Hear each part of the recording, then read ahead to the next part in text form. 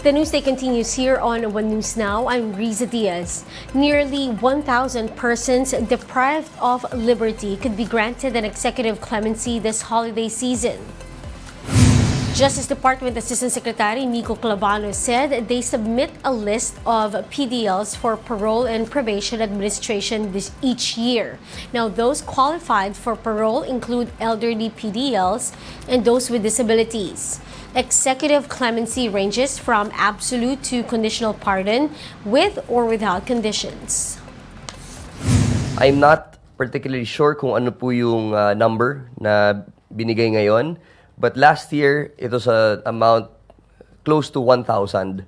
So we're expecting a similar amount this year.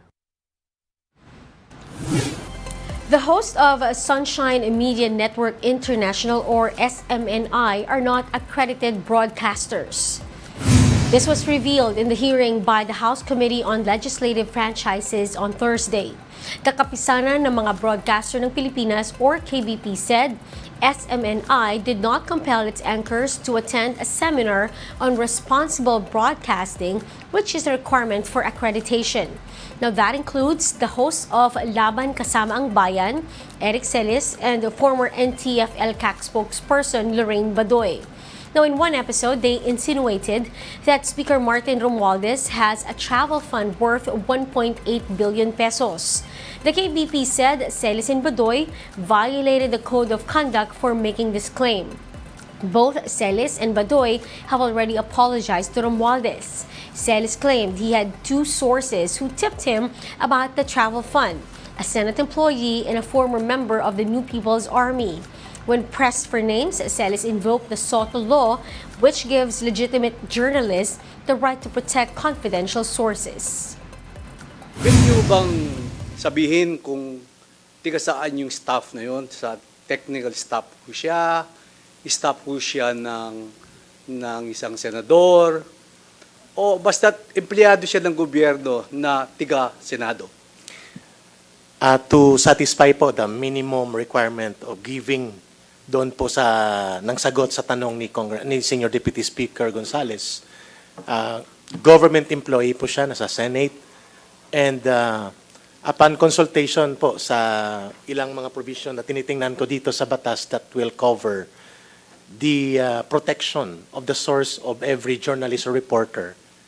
Senior Deputy Speaker, sir, may I respectfully refer that I will refer to the SOTO law protection. We'll be back with more stories after the break. Keep it here on One News.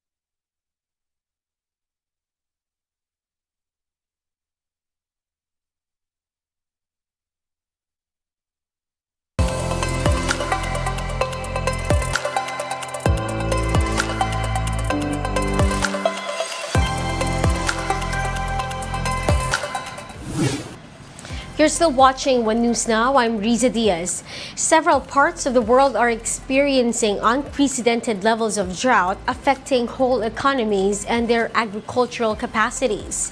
The details in this video by the Associated Press.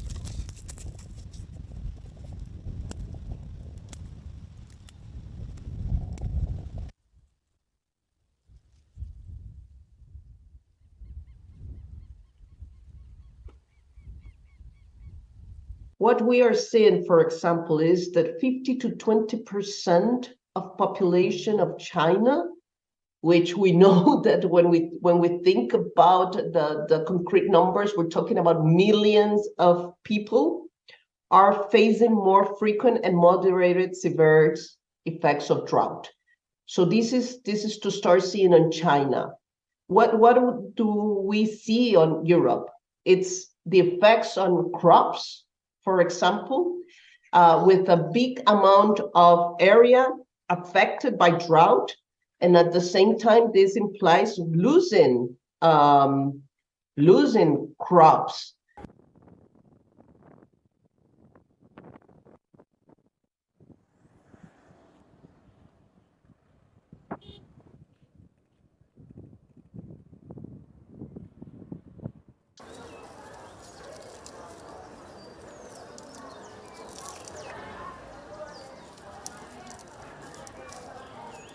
Just adopting certain techniques, doing some of this restoration and some of these agricultural practices, plus these cisterns, the life of a lot of these people, very vulnerable communities in some of these regions, has been transformed. The interesting thing is that there has been some exchange of knowledge with some countries in Africa as well. And then you can see the magic. It's like magic, actually, because that land that looks so destroyed, just with certain actions like this, and sometimes they're not really expensive. They're very cost effective, and there are practical solutions that we are seeing.